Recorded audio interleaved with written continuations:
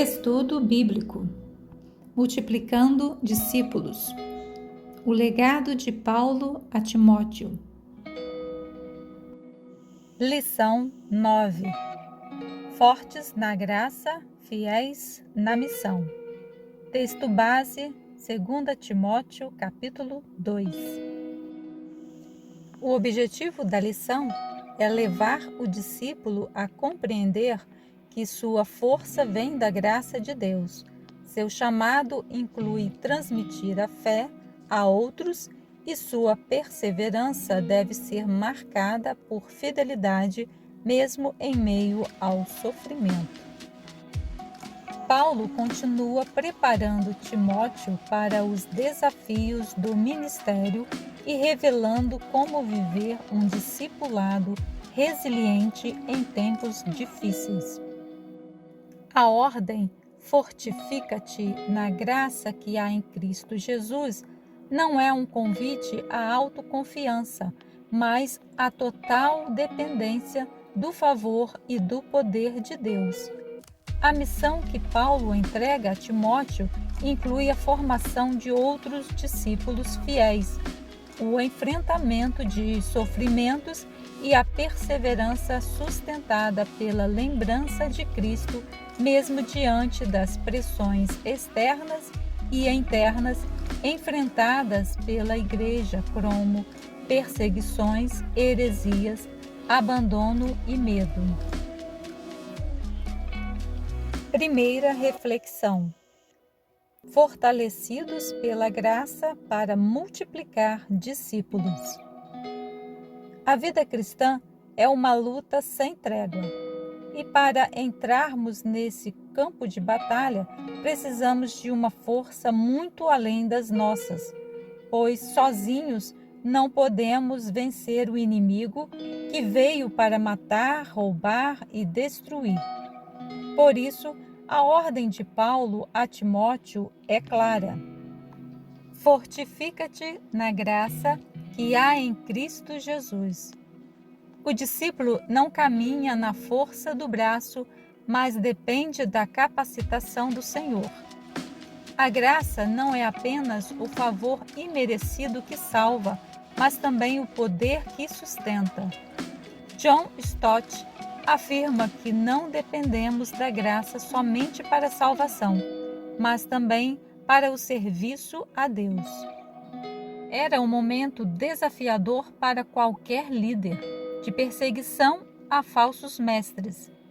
Em um cenário como esse, o jovem Timóteo, tímido e doente, precisava muito do fortalecimento espiritual por meio da maravilhosa graça de Deus.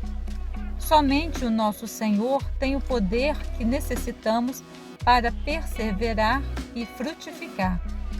Por isso, Paulo exorta seu filho na fé a buscar forças em Deus e transmitir o que recebeu. A fé não é algo a ser guardado apenas no coração, mas passado com fidelidade a outros. Contudo, essas pessoas devem ser selecionadas, identificadas e preparadas para que possam ensinar, ou seja, devem ser fiéis. A palavra grega usada aqui, pistóis, comunica a ideia de integridade em questões de fé e de obediência cristã. O Evangelho é uma herança viva que deve ser preservada e compartilhada com fidelidade. De mesmo modo, o discipulado é multiplicação, não retenção, algo que Paulo estabeleceu como um ciclo. Ele discipulou Timóteo a fim de que este formasse pessoas fiéis que, por sua vez, formarão outros. Esse processo gera continuidade, maturidade e expansão do reino.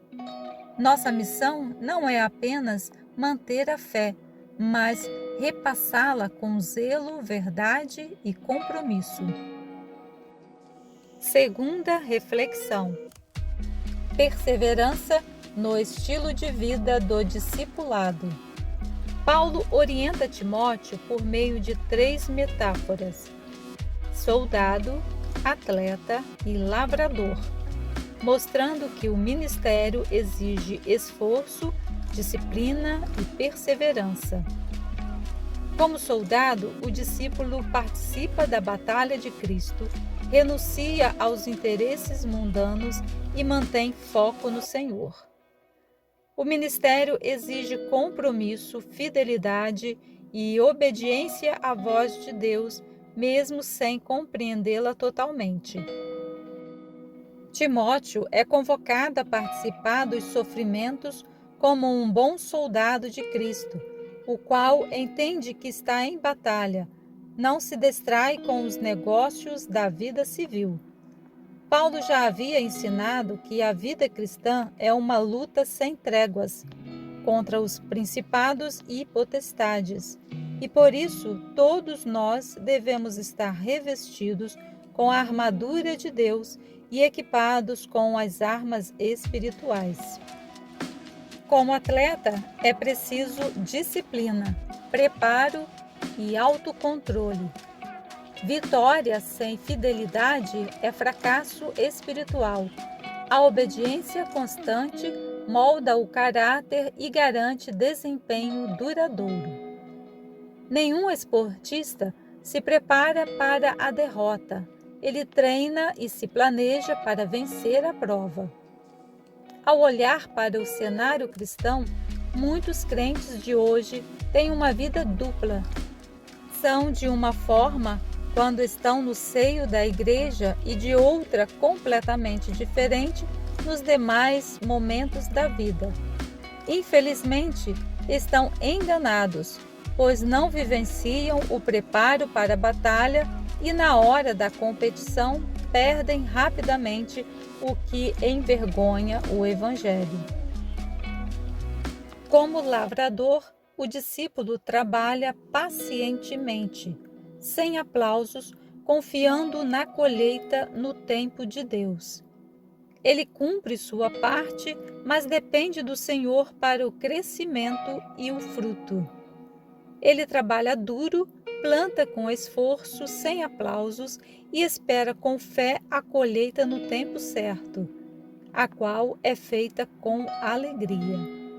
Se o atleta participa das competições embaixo dos holofotes, o lavrador, por sua vez, trabalha no anonimato de forma árdua, com a mão no arado e sem olhar para trás. Ele depende do tempo. Planta, rega, limpa o solo das ervas daninhas, mas é o Senhor quem faz crescer e germinar. Ele depende unicamente de Deus.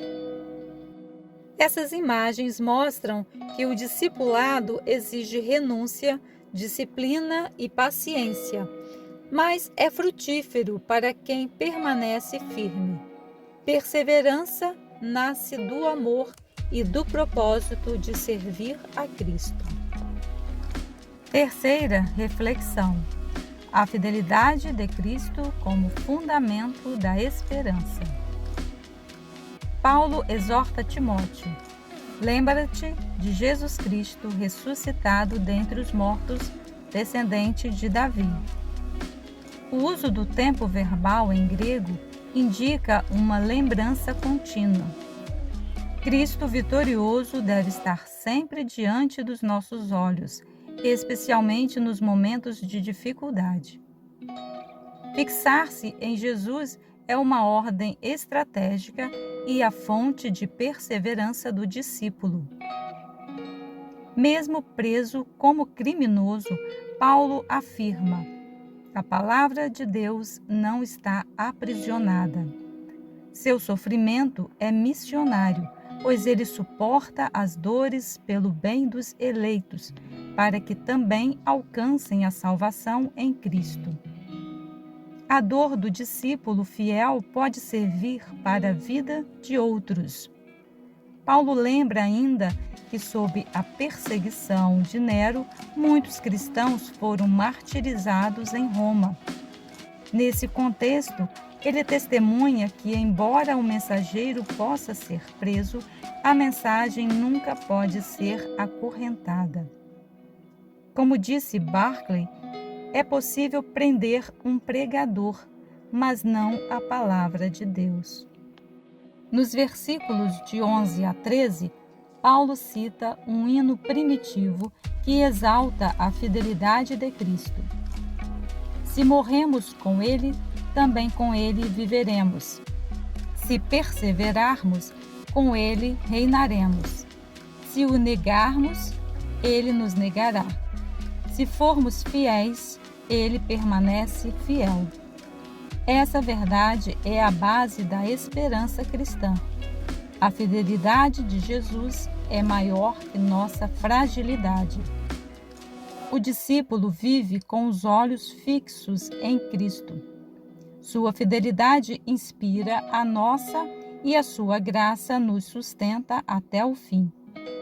Vale a pena sofrer, persistir e servir, porque a recompensa é certa naquele dia que nunca falha. Finalizando, agora vamos concluir o estudo de hoje. O discipulado verdadeiro envolve dependência da graça, compromisso com a transmissão da fé, perseverança diante das lutas e confiança plena na fidelidade de Cristo. A vida do discípulo não é marcada por facilidade, mas por firmeza. Timóteo é chamado a ser forte com a força que vem da graça.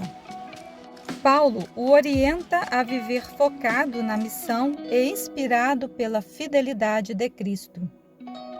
É chamado a ensinar com fé e responsabilidade.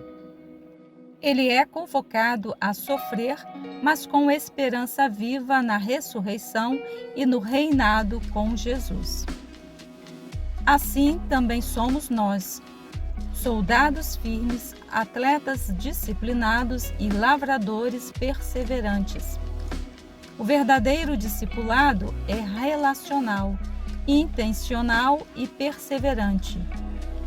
É formado na dependência de Deus, transmitido com responsabilidade e sustentado pela esperança. E mais, somos servos de um Senhor que nos deu sua graça, nos chama à fidelidade e garante sua presença. Assim que a graça de Deus nos fortaleça para cumprirmos nossa missão até a eternidade. Para pensar e agir. Primeiro, em quais áreas da minha vida preciso buscar mais intencionalmente a graça de Deus? Segundo, qual das imagens, soldado, atleta ou lavrador, mais me desafia hoje? Terceiro, tenho perseverado diante das dificuldades ou desisto facilmente?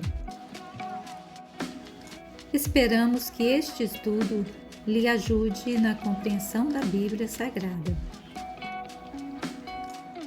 Obrigada por permanecer até o final em nosso refúgio.